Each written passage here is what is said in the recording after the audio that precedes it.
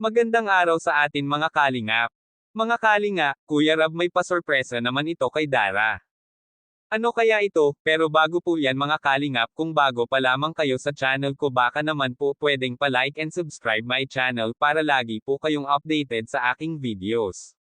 At huwag din po natin kalimutan mga kalingap na pakisuportahan ang ama ng kalingap na si Val Santos Matubang at Kalingap Rab Matubang pati na rin ang viewers at reactioners. Maraming salamat po.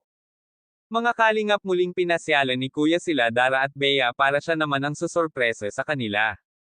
Dinalhan ito ni Kuya Rab ng mga bigas at mga groceries kasama ng panghanda nila ito sa Pasko para hindi na nila ito problemayan.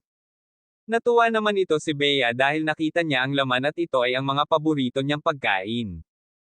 Kaya masayang-masaya ang dalawang magkapatid. Kwento nga ito ni Dara kay Kuya Rab ay ito daw ang pinakamasayang Pasko nila dahil makakasama nila ang kanyang tatay at buong pamilya nila na yan ang lagi niyang pinagdarasal at yun ay dininag ng Diyos kaya sobra itong nagpapasalamat at yun ay ramdam na niya na kumpleto na siya.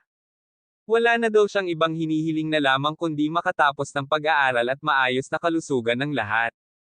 Kaya sabi niya kay Lord lang talaga siya kumakapit palagi at wala itong impossible sa kanya, kaya paulit-ulit siyang nagpapasalamat sa lahat ng mga blessings na kanyang natanggap sa mga sponsor at sa lahat ng tumulong pati mga team Kalingap, K-Boys at kay Kuya Rab mula noon hanggang ngayon hindi sila pinabayaan dalawang magkapatid, kaya mga Kalingap, hanggang dito na lang muna update natin kay Dara, abangan po ulit natin sa susunod. Maraming salamat po.